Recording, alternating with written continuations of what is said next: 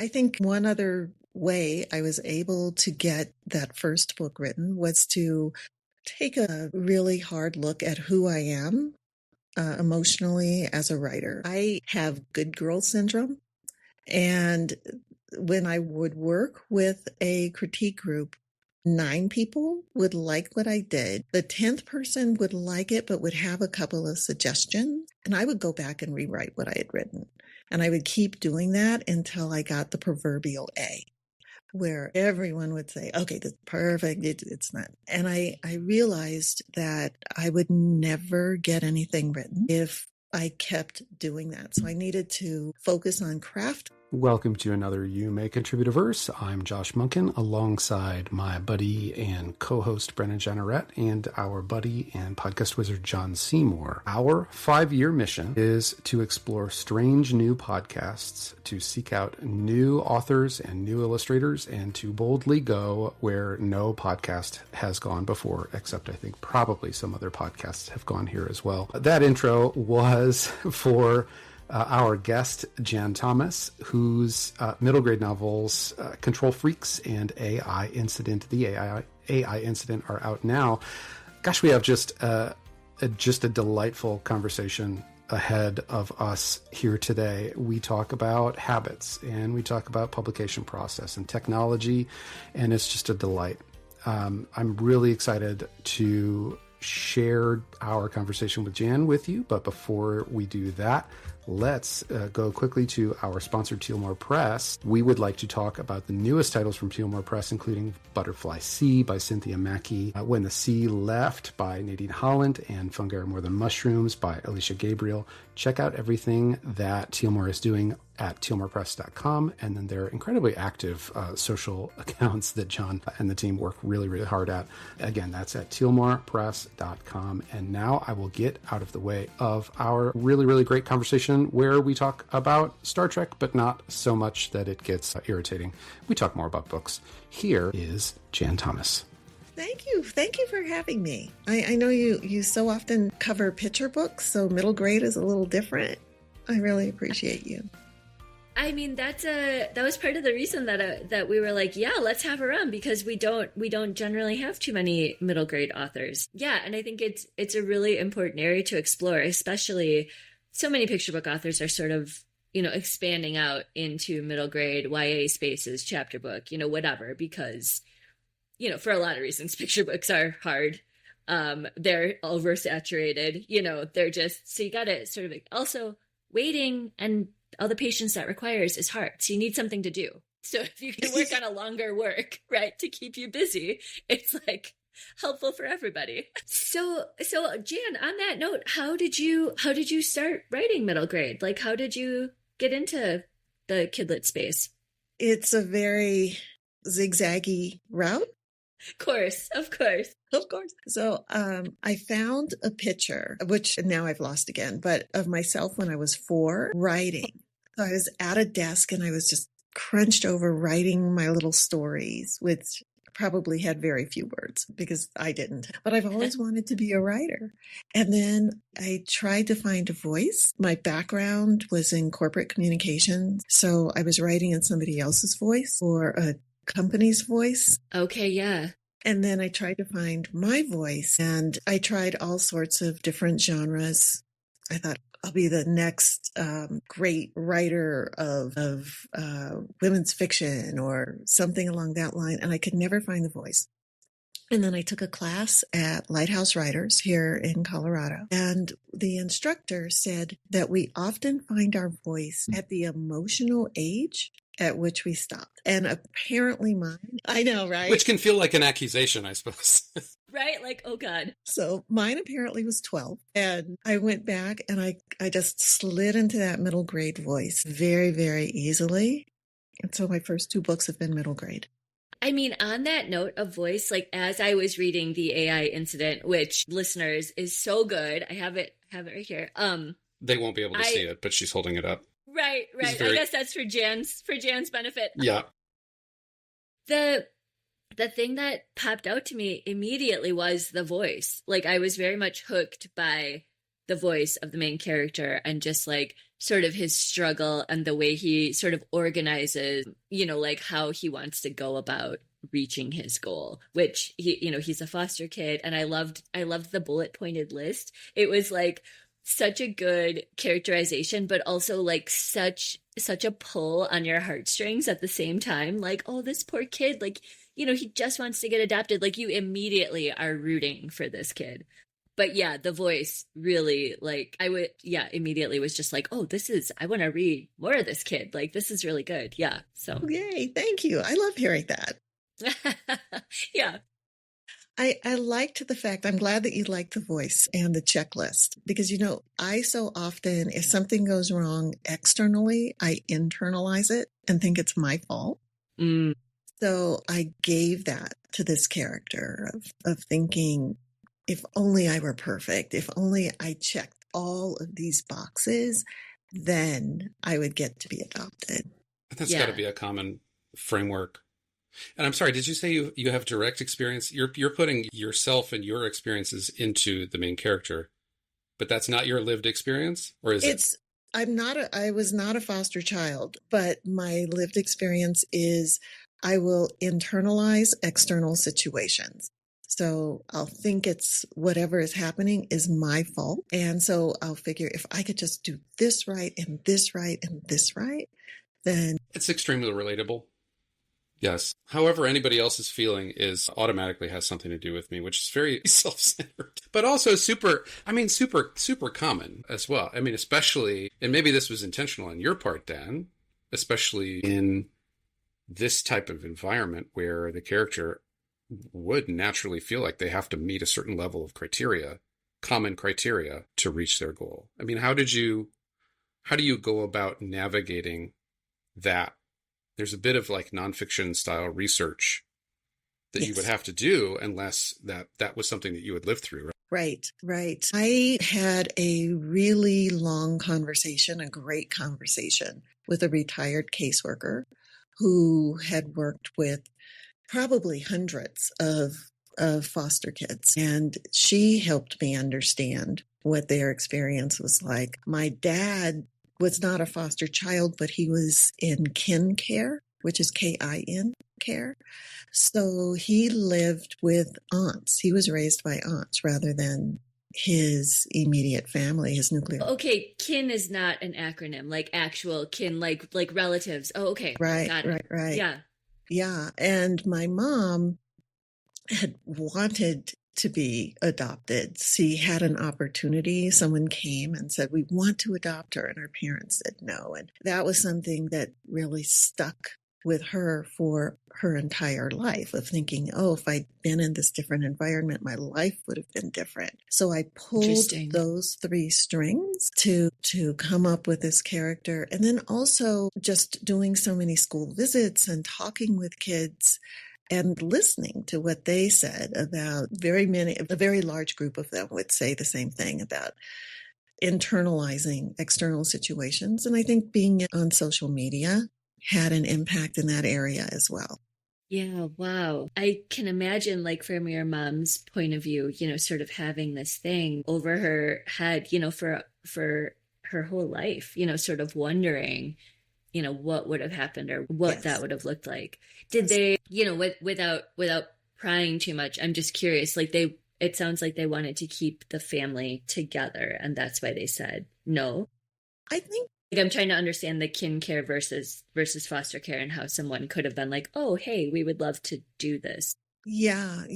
So with my dad, who was in kin care, his parents weren't able to care for him. And so his relatives stepped in and said, we will raise this young boy. And they did. Is that sort of the first line? I would imagine, if your primary caregivers can't, then they go to the kin care sort of like next level. Okay. I'm just trying to track. Okay. Yeah. And then with my mom, I think from what I understand, both of my maternal grandparents were dead before I was born. It was a combination of wanting to keep the family together, but also just not wanting to have their child leave. Yeah, but that was one of those things that hung over her. And that was also the reason why I dedicated the book to her. Yeah. Yes, yes. She just deserved a lot more fun in her life. For sure. She could have stood to have more robots Yes. in her life. So you do have some lived experience with it. It's just secondhand, I suppose. Right. You've got some, first-hand accounts that can make this more real. Where Mm-hmm. does the robot research come in, is my question. Where's your lived experience with? Jan's actually a robot. Yeah, right. I am. You cannot tell. I had robot experience this very morning trying to get into this thing. Yeah, exactly. Well, that's the funny Totally. thing is that the platform that we're using to record this Riverside has AI voice capabilities. And so if given a large enough data sample of your voice, Jan, I'm confident we could recreate you in AI. Now inviting Jan too into the studio. We could have like a round table of guests. Well, let's see. To answer that question about the robot experience, I am a Star Trek fan from way, way back. Josh too, boy. Yes. Can I do it with my left hand? Yes. We're doing the Spock hand.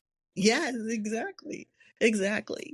And because of that, I went through all the iterations, data with Next Generation. And yes, so I'm just fascinated, absolutely fascinated with it. And then with everything that's happening right now with AI, I'm really, really interested in it. One of the things that I find most interesting is that whenever we talk about AI, we talk about it as this ubiquitous entity. There is AI. But out of curiosity, I went to a couple of AI platforms, which is the distinction, to ask how many different AI companies are there in the world. And the answer that I got back was somewhere around 62,000. So I know, right? Whoa. And that the AI entities or AI creations companies in the K through 12 sector is growing very, very quickly. So there are a lot of companies that are deploying AI platforms for schools. And one of the things I wanted to do in this book was to show that there's not a homogeneous AI entity out there. There are a lot of different companies that mirror the attitudes of their creators. My initial reflection is that the word entity is scary, but it's accurate. I mean, that doesn't surprise me that there are so many, as much as we talk about it these days. But yeah, I mean, you're totally right that this is something that is mysterious and warrants being covered and represented well. I mean, representing from my own perspective, you were gracious enough to send Brandon and I copies of AI Incident, and my oldest daughter, who's 11, has had an AI thing. My daughter finds that incredibly creepy. The fact that I can use a service to recreate or to like animate a still picture of myself, for example. It's very bizarre. And so I think that initially she and probably others were kind of put off by this mysterious quote unquote entity. And so representing that in different ways, I think is as helpful and grounding as sort of representing foster system and other lived realities. Thank you. Thank you. I wanted to make a couple of other distinctions in this book as well. And that is that having a human friend it can be messy and difficult, and it's hard to make that connection. It's hard to keep that connection. It's not smooth and easy versus downloading an app, going in and saying, I want you to be my friend. And then whatever app you downloaded would say, yes, I'm your friend. But I wanted to show that they're not synonymous. There's something that you can't replicate with a human connection, a human to human connection, as challenging and messy as that can be. So I wanted to show that. And I wanted to show that it's one thing if a human being says, I feel sad. It's another thing if the mathematics behind an AI says, I feel sad. That platform has never experienced that emotion. And so I wanted to find some ways to show kids, well, this is the difference between a human being and AI. I also, I mean, I love that for a lot of reasons. Like it adds just so many layers to your book and makes it, so like relatable and complex and important. But the parallel between that and the actual, like the writing community who, everyone is concerned about AI because the thought is, and we see it happening, right? We're having to add AI clauses to contracts. We're seeing publishers come out, saying like, we're not using AI or we're using it, but in these specific parameters. The point is, yes, there are AI platforms that could write a picture book, sure, or a middle grade or a YA or whatever it is.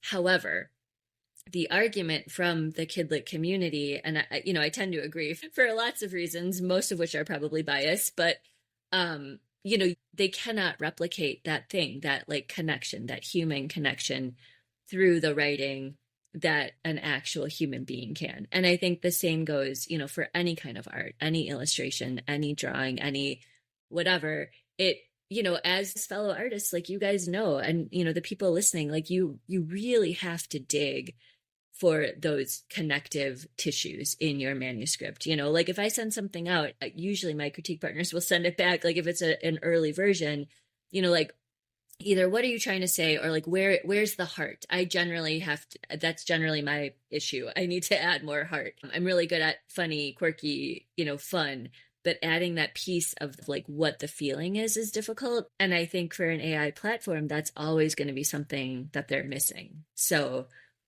yeah.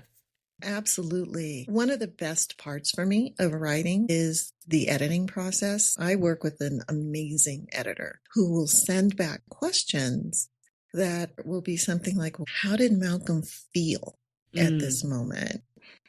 Or help me feel this. And that is something where, as you were just saying, I can dig in to figure out when did I feel this way and bring that emotion out, which is something that I don't think AI is capable of doing. If I recall correctly, Brenna, you are a rock climber. Is that right?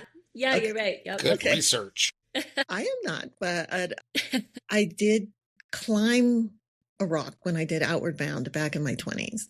And cool. You did Outward Bound. Very cool. I did. I was looking for the meaning of life. Yeah. I didn't find it. You didn't find it at the top of a rock. But if you were trying to describe to me that feeling of sticking your fingers into a crack and feeling your nail crack or feeling your skin scratch away from your hand, you would be able to provide those sensory details versus an AI platform saying, you stick your hand in at 20 degrees and maybe a nail, right? And you hear it. Right. Yes. So there's that human connection that doesn't exist at this point. Yeah, totally. Unless, which I think is one of the primary objections to this, unless what's ingested into the AI, you know where I'm going with this, what's ingested in is others' words, others' lived experiences of putting their fingers into those cracks and having their hands scratched, which just reinforces the reality that AI can't be original. It's yet, until it's got experiences of its own, it can only reflect back things that it's given. Exactly. What a task for some inventor out there to create a robotic AI platform that has some sort of skin censoring covering over its hands and can experience what that's like. But until that point, as you said, it's just taking other people's experiences. Yeah. And also, we haven't gotten our Dr. Soong yet. I know, right? Sorry, Brenna, I'm going to drop all the Trek references now. And the thing is, I knew exactly who you were talking about. I was just going to say, to what end, really? If you're trying to, if we're trying to get there with AI, I mean, I guess what is pushing that? Like why would we want to invest all of these resources and, money and stuff into giving a robot experiences? Like, I just wonder, like, why, like, where would that come from? Like, we have this like rich community of people already out there experiencing things and writing them and putting them into words and art and, you know, all of the things. So it's just interesting. It's sort of just a hypothetical that I guess I'm considering, you know, like, why, you know, do we want to actually take it to that next place? You're like, what does that get us overall? The people whose you know? primary interest is things being faster and cheaper certainly want it to happen that way. They don't care about, and again, this is not a criticism because it's got its uses, but who don't care about the heart. They're not centering the heart in what they want to get out of this publishing, which, honestly, or whatever. I think just brings us back to the whole, like, I just don't think that that's something that AI can recreate. I mean, at least not at this point. Like, I don't see it going that way. I think you're exactly right. Like, the people creating it, the people behind it, AI in general, they don't have the heart, which is the human component ultimately. And so that is what we as authors and creators and artists can offer. I think sometimes that were I to have a conversation with anyone, that, you know, that old theory of if I could have a conversation with anyone, living or dead, Isaac Asimov would be one person I would love to sit down and have dinner with and talk about the world that he envisioned when he created the 3 rules of robotics, and he wrote so many of his books. I would just love to have a conversation with him about where we are right now and where he projects that we are going. Side note, have you watched Foundation on Apple TV? Yes. All right. Do you love it? It's so different. It is. Okay. You notice how I stretched that out? Yes. Yes. ... I don't think Asimov is something that you can recreate effectively in a TV show.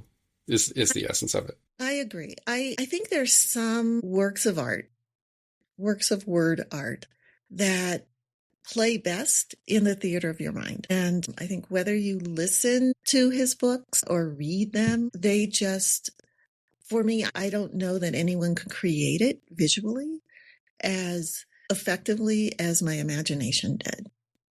So that's where I am. It's a beautiful series in terms of the aesthetics and the filmography and the acting. All of that is beautiful, but it's not quite what I had in my brain. For sure. Yeah. It's a true adaptation. And that's the contrast with doing something AI generated. An adaptation, it has heart of a different kind, I guess, is my reflection on that. Well, I have questions about your publishing journey, like actually getting AI Incident published. Oh, did you have something else, Josh, before we pivot? And maybe you're gonna get to this, but this is related to what we were talking about with the heart in the book and human authored versus AI generated. One thing that stood out to me that is clearly listed on your website is that you got a human authored certification. So before we moved on from that, I wanted to talk about what that means. Because that, great question. I mean, okay. It's a baseline expectation for most works, but for something like this is not only, I mean, it's funny that you got it certified, that you as a human wrote it, but it's topical as well. Yeah. Yeah. Isn't that weird? Yeah. I'm a member of Authors Guild, which I recommend highly. It's a wonderful organization. And one of the things that they offer now is that you can get your book certified as being human authored. So I went ahead and I did that for both of my books. And there was just something ironic about totally a book, right? Isn't it? Yeah. Wow. Yeah. I wonder, it also makes me wonder, like, going forward with all the AI stuff, you know, I mentioned previously, like, will that be something that is also now required going forward? You know, if publishers are going to, like, pick up your book and they have these AI clauses, like, let me see your certification. Are you a human? You know, like, that's really interesting. Wow. It is. I'm going to lean across and pull something. Yeah. That I know nobody can see, but you can see. Yeah. This is, let's see. I don't know if you can, let me pull back. So I do an author's journal or novel journal for every book, all 2 of them that I write. Still, yeah. But every morning I write in there, this is the date, this is what I want to accomplish, here are the bullet, and then at the end of the day, here's what I've done. So I can go back and I can literally look and say, well, yeah, I wrote this. So you're more Because, credible and bring in more receipts than most people would be able to, I'm presuming. Because I certainly don't write like that.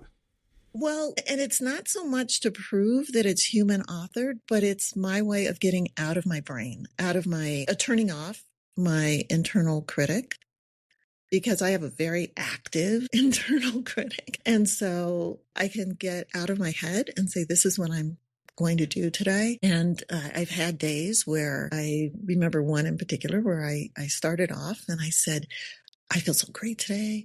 I'm going to write 2,500 words. I'm going to finish this chapter. This is great. And I was probably at 7 a.m. At about 8:30 that night, I didn't write anything. I'm never going the to worst. Yes, exactly. Man. But just I did not make it so. I did not. I made it unso. All right, I'm going to try and stifle the Star Trek references from here on out. That's totally okay with me. Yeah, go ahead. No, I mean, it's interesting too, just in terms of like following your own emotional arc for a day, because I have those days all the time where I'm just like, I wake up super ambitious and like into doing whatever, and then I get, sidetracked with doing whatever admin stuff, and then I get hungry, and then shoot, the dog needs to get let out, and then like, oh, I forgot to do this thing, right? And then by the time like 2 or 3 rolls around, like that's not a creative time of day for me. I'm just like, now I'm tired. I got to go get my kid from school. Like, it's over. Like it's not happening. And so then you're just like, oh shoot. Well, I guess I got to move this to tomorrow, So yeah, very relatable. And so if I can describe what I think might be helpful for the people who listen to this, your writing journal consisted of what appeared to be pretty brief snippets of reflection, right? Just a couple of lines, beginning and end of day, which seems like a very well-refined process. Where did that come from? And has that been a consistent habit for you for a long time? Yes, I started doing it with the first book because I was circling the drain a lot. I just couldn't make a path or see a path forward. And I was doing exactly what you're saying, Greta, I have these great plans and I wouldn't accomplish anything. And then I'd get stuck and I'd feel badly. And the next day I couldn't remember exactly what it was that I thought I did. Mm-hmm. So I started writing what my goal was first thing in the morning. And then I would sometimes bullet out what I wanted to accomplish that day, or I'd do a little outline. So it was a 1 foot in the pantser camp and 1 foot in the plotter camp. Yeah. And then I would start writing, and sometimes I'd have little check boxes and I could check the boxes off. But it got me into stepping out of my own way, I suppose is probably the best way to describe it. And then one other tip is I have a very good writer buddy, and she and I would text each other at 5 a.m. And it would the texts would consist of something like, "Are you up? I'm up. Are you up? I'm up. Okay, let's go at 6 o'clock." And then we would write for half an hour, and then at the end of that, we'd do a check-in. How did it go for you? It went well. How did it go for you? It went well. And that helped me get through that first manuscript, that accountability, and then getting out of my own way with the writer's journal, the novel journal, helped me a lot. Ironically, I don't think we've said it so far. Ironically, your first book is called Control Freaks, which is what you seem to be asserting over your own writing journey, right? Yes.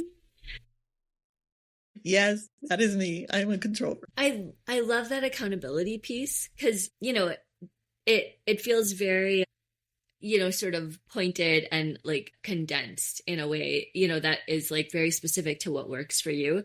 Because critique partners are a good accountability to some extent, but you guys sort of moved that goalpost a little bit closer to be like, look, every day, if I'm going to get this thing done, let's just check in.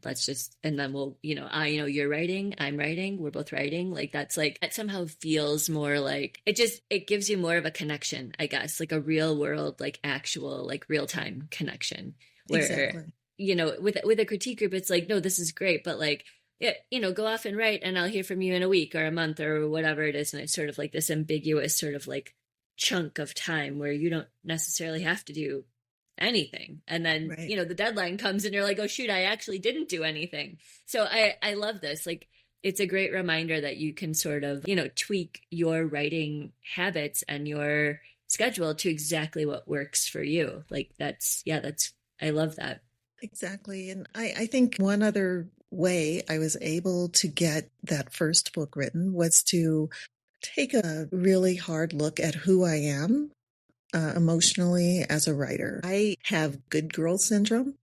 And when I would work with a critique group, I could get, let's say it was a critique group of 10 people. 9 people would like what I did. The 10th person would like it, but would have a couple of suggestions. And I would go back and rewrite what I had written. And I would keep doing that until I got the proverbial A, where everyone would say, okay, that's perfect. It's not. And I realized that I would never get anything written if I kept doing that. So I needed to focus on craft classes, where I would learn new techniques and I would hone my skills versus turning something in for review, because I would still be on chapter 1 if I did that. Yeah, right. Getting derailed by comments is so easy. 2 things came to mind as you were saying that. One is NaNoWriMo, which the National Write a Novel Month, for people who don't know, in November, which is a great sort of motivator / accountability piece, because it's like, okay, write your novel in a month. And essentially, this is the other thing that came to mind, you're essentially fast drafting your novel, Yes. which, gosh, I love that like concept, because the whole point is like, you don't edit, you don't critique, you do not go back, you just keep writing, you keep moving forward. And according to Save the Cat, right, you fast draft, you keep writing, and if you make a plot change or a pivot point, right, you make a sort of a note, and then you continue on as though that has already been made throughout the whole novel, right? You don't go back at that point in time, you just pivot right there, keep going. And you're exactly right. With these longer works, there's no way you'd get anything done if you were constantly writing and rewriting, like that first line, that first chapter, that first paragraph, whatever. Yes. You're just like stuck. Yeah. And it's so easy to get stuck in your own mind in that way, unless you're just like, I was given permission. I can fast draft this and I can just like keep writing. I should not stop. Like, that's the whole point. Yeah. So I very much identify with that. Hey, let's do some quick reviews for just a second. John's review for this week is for This Book is on Fire by Ron Keres, illustrated by Arthur Lynn. Join Finn the Frog again, the proud chef who tries to cook up the perfect meal for a super picky eater, which may or may not be you, with some unexpected results. Since John is a huge fan of interactivity and reader involvement, this book turns mealtime troubles into giggles at bedtime. John gives us 5 deliciously soggy meatloafs out of 5. Gross. Brenna's review for this week is How to Grow a Family Tree by B. Birdsong and illustrated by Jasu, who, as the parent of an only child, she often wonders, without siblings of his own, who will her son choose to be in his life, and alternately, who will include him in theirs. This beautiful story of found family and community is just what the world needs right now and will leave you feeling like you've just been hugged. And finally, my review for this week is one Jan would appreciate, Cassini's Mission by Katie Venit. Our buddy, rendered beautifully by Julia Blattman, is on my mind because sci-fi is always on my mind, but especially because our family just watched Elio, which features Voyager as a heavy early movie inspiration point. Not really too much of a spoiler there. I fully believe Katie's book about the Cassini mission to Saturn can serve equally inspirationally. It's poetic, it's inspiring, and it's visionary, personifying Cassini to make it accessible without cartoonifying it. And Julia Blattman's painterly illustrations are just perfect, with loving, accurate detail and scale. End of review. Go listen to our chat with Katie Venit if you haven't already. And if you would also like to, please go to our Linktree at linktree.com/verseshow or our website at verse. To find ways to listen to other episodes, including Katie's, and support the podcast in all the ways that you would like to. And now back to the rest of our conversation with Jan. Yeah. One other habit that I'm working on developing right now is to do something that I'm not good at, so I can practice being bad and moving forward. Mm. So I'm learning to crochet. And I had this plan that I was going to crochet a queen-sized comforter, right? That's a And big so, project. yes, it is. And here's what happened. So again, nobody can see this, but let's say this is a queen size comforter, and I started doing it, and it actually is about this size, and I don't know why that or how that happened. For the listening audience, it's much smaller than she anticipated it being. Right. Yeah. And then I tore the yarn, so I had to just tie a knot to make myself keep going. And then I put it down for a couple weeks, and now I can't remember what the stitches were. So they went from really tall stitches to really short stitches. What a metaphor, though, for writing. Right? Wow. Exactly. So I'm making myself continue on with this project that is not at all like what I thought it would be. It's probably going to wind up the size of a coaster. And I love this.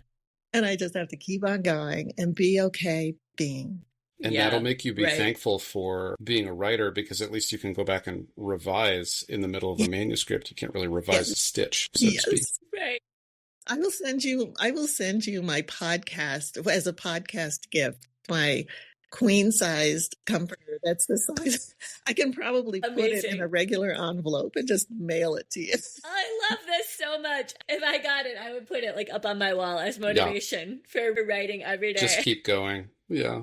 Just keep going. Yes. It's like, why is it looking like this now, like a triangle when it was supposed to be a square? I don't know. We had all these publication questions that I think you were about to tee up that I then completely disrupted. I'm curious about what your journey to publication was like, because we've talked about your writing process and sort of how you have honed that and figured that out, and then once you had a finished manuscript, what did that look like? Like, walk us through getting to publication then. Okay, I realized I've been giving a very short version of this story, and it's a little bit longer, actually. So I mentioned Lighthouse Writers, and I took classes. I think I've taken classes there since it opened about 20 years ago. Oh, wow. I didn't realize it has been around for that long. Yeah. I believe it's 20 years now. And I took a class. I thought I had the perfect manuscript. It was just this big fantasy, middle grade fantasy. I thought I had it. And I took a class with an agent named Kristen Nelson, who's based here in Denver. And she very nicely said, "This is not ready." Oh man, what a blow, right? Because you're like, no, but I did the thing. Like, it's really good. Right. It's like, see, I wrote the word. Like, are you done. maybe not understanding the plot or the pitch? Like, let me tell you again. Maybe I just didn't understand. Can you my not brilliance. see the queen size comforter here? Yes, exactly. I can keep telling it to you until you realize it. Right, yes, until you agree that it actually is amazing. And I realized, okay, and it took a while. It took a couple of years to realize, all right, this book is too big for me. And I just had to accept that and then start with a different book. Then I attended a writer's conference where I was able to pitch an editor 10 pages of my book. And this was a different book. So I pitched my now editor, and I believe... success story, spoiler. Yeah. I believe I pitched him on a Sunday, and that following week, he emailed back with an offer on the book, and that was Control Freaks. Wow, wait a minute. With just the first 10 pages. Just pitched him the first 10, and he was like, I'm going to offer. Oh, yeah. Wow. But you're contradicting yourself by saying just keep going, because clearly you got to get those first 10 pages right at some point in the process. Well, so there's a really interesting nuance here with that. But I didn't have an agent. I was like, wee, this is great. Right. And he was working with my dream publishing house, which was Levine Querido, which is where I just wanted to be published. Yeah. And his last name is Thomas, too. No relation. But oh, my gosh. Like, the stars. All the stars. Yep. Yeah. So I'm going to mention Lighthouse again, because I emailed the executive director of Lighthouse to say, look, this is great. What do I do? Right. Yeah. Please help me. And she said, you really need an agent to read through a contract. Do you have any agents in mind? And I said, I would like to be signed by Kristen Nelson. And so this is a completely different Who book. had given you the feedback on your original book that you thought was great. I'm just trying to acclimate everybody listening. Yep. Okay. Right. So she made the intro between the two of us. Oh, great. And Kristen said, yes, I will represent you. I have one agent on my team who works with middle grade. Her name is Keres Robinson. And I signed with Nelson, with Kristen Nelson's agency, with Keres as my agent. And then she negotiated the book deal with, because once you get a contract, that's very different than the contract that you actually sign. That's why it's important, I think, to have an agent. And I'm just tossing these little tips in for everybody else. Yeah. Once they negotiated the contract, I sent it to Authors Guild, and they reviewed the contract. And I think within about 2 or 3 days, they came back with their thoughts on it, which is a free service for its members. So that's the publication journey. It's very twisty and very zigzaggy, but it definitely it worked out for me. And regarding those first 10 pages, the first 10 pages that I submitted are actually now somewhere in the middle of the book. They're not the first 10 pages of Control. They when you submitted them, though. Correct. Is that right? I'm only asking because I know sometimes, those submission packages are like, we want the first 10 pages, or we want the first 50, or, we want a sample of 10 pages. So it could, which always throws me, because I'm like, wait, so can I just give you any 10 pages? Which I think is kind of like, so I've heard from some people, they're like, yeah, that's what that implies. Like, you can send whatever 10 pages. And I'm like, well, I don't know. They probably, anyways. My best stuff is on 3 and 22 and 78. Right. So let me just, and really, like, if your 10 best pages are in the middle of your book, that's probably a red flag to reorganize your book and put those further. Anyways, just curious and clarifying for people listening. Yes, they were what I thought would be the first 10 pages of the book. Okay, yeah. So I sent them fully believing this is how you introduce the characters, this is how you get in. And one of the first things that Nick, my editor, said was, I don't think the book starts here. So the benefit of taking so many craft classes and getting input was learning how to accept feedback and realize that my first 10 pages weren't precious and that I would likely rewrite that book twice. And I needed to absorb what the feedback was and listen to it and be okay understanding that somebody else's perspective was a good perspective to have. Yeah, I learned that. I know when I got my first editorial letter, Nick, who could probably be a psychologist, sent back a page. This is what's wonderful. This is great. I love this. This is awesome. And here are some suggestions. And I read the first page of all the wonderfulness. Mm-hmm. And then I think I saw one of his notes and I fired off an email. Great, I can do this. I can turn this around in 2 weeks or whatever. And then I went back later and I reread the editorial letter and I had to send another email saying, oops. And I'm still okay with the revisions that you suggested, but it's going to take a little bit more time than 2. Yeah. Yeah. Wow. It's also, I was just going to say, it's fascinating to me that, like, you were able to send what you thought were the first 10 pages. They were not the first 10 pages. But Nick, your editor, was able to, see, like, the amazingness in this book already. But his, one of his very first notes was, the book does not start here. Like, these are not your first 10 pages, right? Which is sort of like it.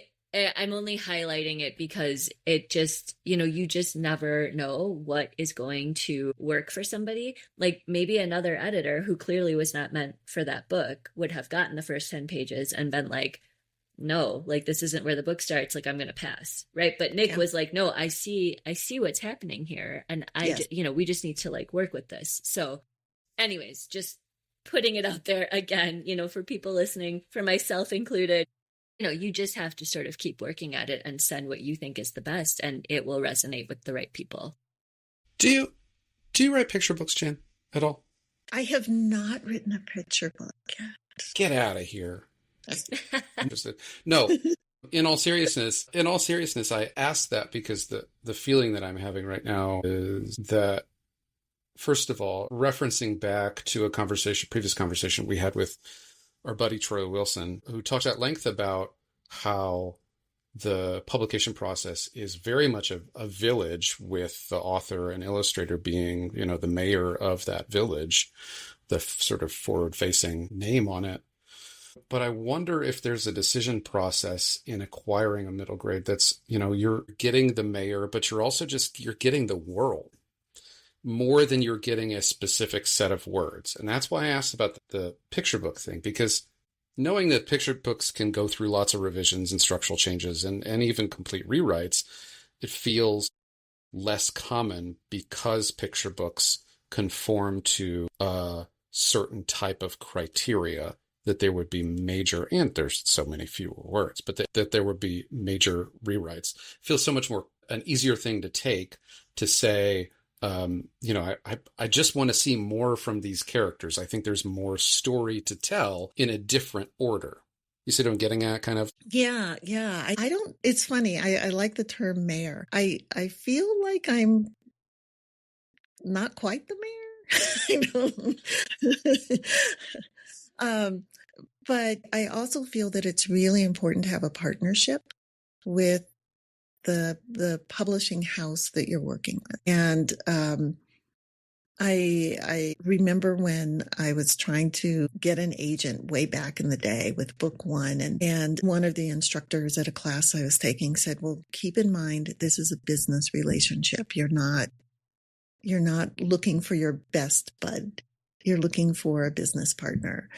And I feel that working with an editor is also a partnership. I have so much trust in Nick's feedback that will take what he says to heart. But he also is not one of those editors who says, change this word, move this paragraph, move the beginning to the middle. Instead, he will ask questions, or he will say something like, I feel like this isn't the beginning. I feel like we should know more about this character before this inciting incident happens. So I just think it's super important that you work with somebody who will give you that input without being directive. Yeah, and to me that implies or would instill a level of trust, because clearly when they're asking questions like that, they're being very thoughtful and respectful about the work. Yes. Trusting your instincts. Yes. And he is amazing at that. He will, as I mentioned earlier, he'll ask things such as, how does this character feel? I don't know how this character is feeling in this moment. How is this character moving in this moment? What is this person doing? And that causes me to go back and think it through, which I suspect would be the same thing with picture books as well. Yeah. I was just going to say, you brought up the word trust, which popped into my brain when you were talking about getting feedback also, because I think for a lot of people, myself included, getting feedback on something I have written is sort of a learned skill. It was really hard at first, right? Because you just, writing it can be so personal. I mean, it just is, creating anything is very personal. And it's a hard thing to sort of detach from or take a step back from and be like, okay, this thing is this thing that I made, but now I have to sort of let go of it and see how it does out there. Like what, or how is it perceived? But, part of taking that feedback is you have to trust the person giving the feedback. Mm-hmm. Do they even care about the work? Do they have my best interest at heart?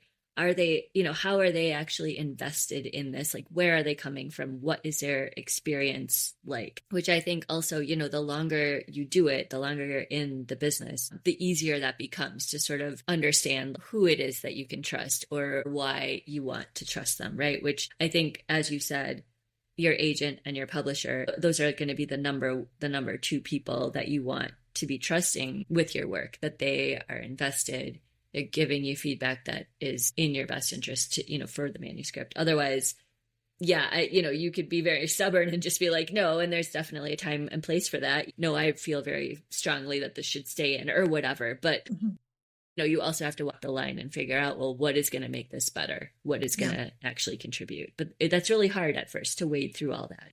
It is. It really is. I did not change everything, but and the things that I didn't change, this is going to be a very grammatically convoluted sentence, but the things that I didn't change, I didn't not change out of stubbornness. It's not that I dug my heels in and said, no, I insist that this sentence be structured this way. It's because the manner in which I needed to tell the story needed to be told in that way. So with Control Freaks, there are 9 different points of view. And that's how that story needed to be told versus the AI incident, which is it's third person close, I think. So. Yeah, right. Like, totally different. Totally different. Was that, and just to be clear, was that something that Nick thought, suggested maybe you change, is that point of view? With Control Freaks, one of the things that he said was, I wonder if this could be told through just one point of view.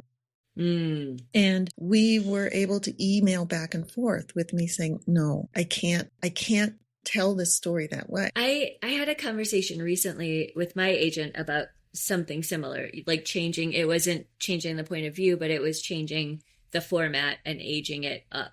I have a graphic novel chapter book, and she was like, could this be told as a middle grade? And I feel like you can sort of feel it like in your body. Like I felt it like in my chest, and I was like, I'm not opposed to doing the work. I'm not opposed to but I immediately sort of felt like, no, like I don't have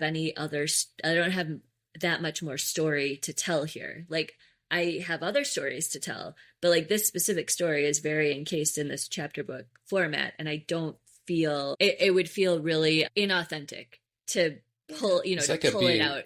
Yeah. Yeah. Representing your constituents, since you're the mayor of this world, kind of. Right. Exactly. Like it would be just pulling at straws, like grasping at storylines, trying to sort of fill the void. And it just didn't feel good. I'm like, other suggestions she's given me, I'm like, oh yeah, totally. I see what you're saying. Like, let me reformat that, easy. But this one, I immediately was just like, no, like that doesn't feel right at all. So no, whatever. And then we moved on. It was fine. But so anyways. It sort of harkens back to that conversation we had earlier about entities. What is an entity? And I sort of feel as though a story is an entity, and sometimes this is the way it needs to come into the world. And I think you can finesse it. Like you can buy it different clothes, but ultimately. Right. Yes. It's sort of like, people talk a lot about talking to your characters or interviewing your main character, like that kind of thing. Right. Yeah. And I feel like as a writer, if you're connected with your story and your characters, you know exactly, what they can and can't do. Like, could this be expanded? Sure. But not into a middle grade, into a series. Right. Or is this a picture book or is it a graphic novel? Well, I mean, both of those could work, but it has more action. So let's try graphic novel. If that doesn't work, we can swing back. But you're exactly right. These are just different clothes. It's not a matter of changing the whole spine of the story, which would happen if I had to expand to middle grade. That's just so much more. Anyways, yes. Yeah. Exactly your point. Yeah. It's fun in a way.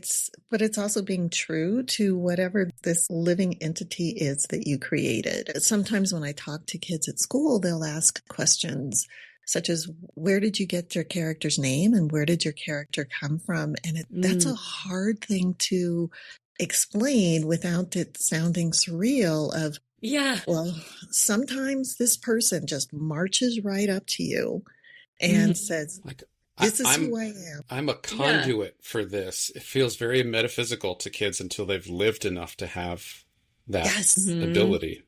Yes, exactly. Exactly right. And isn't it weird? It's so weird to describe that, but to say, yeah, one day I woke up and Malcolm Montgomery was there and he said, here's who I am, tell my story. Oh my God, Jan, are we just amalgamations of data inputs that are outputting ideas like an AI with just a greater degree of randomness? You're creeping me out. It's creeping me out. So that actually makes me think. So we had Martha Brokenbrough on, and I believe it was her who had mentioned the Elizabeth Gilbert TED Talk, which I went back and watched. I watched it about just her sort of talking about her muse and how she gets her ideas, right? And there's this section in there about Tom Waits, and she had interviewed him for some article or something. And Tom Waits tells this story about how he was driving down like a highway, like in LA traffic, right?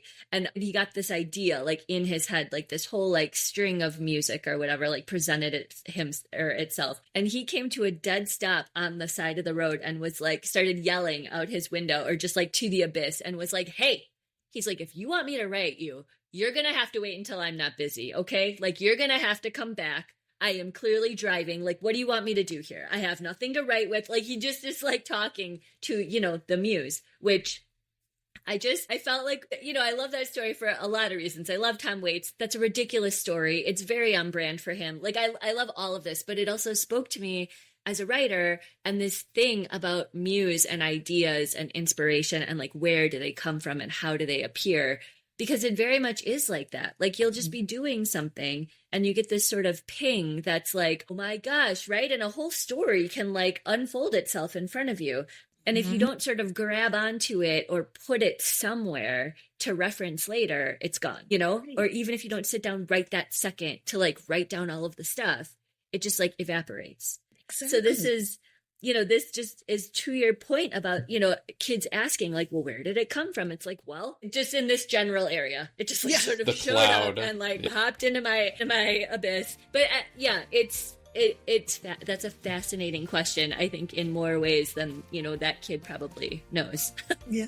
And when you think about going back to that whole idea of partnering with an editor, it's as though we get an idea. This is the collective we of all writers. We get an idea, we write it, and we think, okay, we've got it. And then we give it to a highly skilled, trustworthy editor. And I'm using those descriptors purposefully, who will be able to come back and essentially say, yeah, so this idea that you had, I got the same idea when I was reading it, but you've dressed this character in 60s vintage wear, and she should actually be wearing 21st century clothes. So you've got that editor who fine-tunes your idea, I think, and at least with my past two experiences, is able to create something far more stellar than I think I could have done in my first iteration. So